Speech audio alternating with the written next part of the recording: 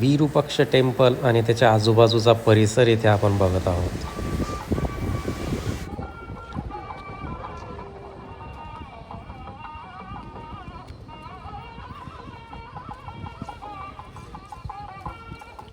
विरूपाक्ष मंदिरातला हा परिसर इथे आपण बघत आहोत.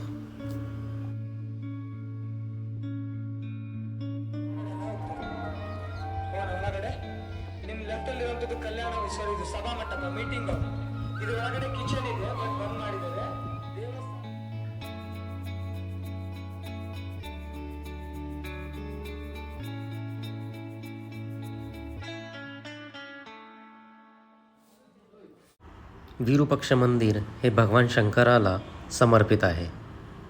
हे हम्पीमधलं मुख्य मंदिर समजलं जातं.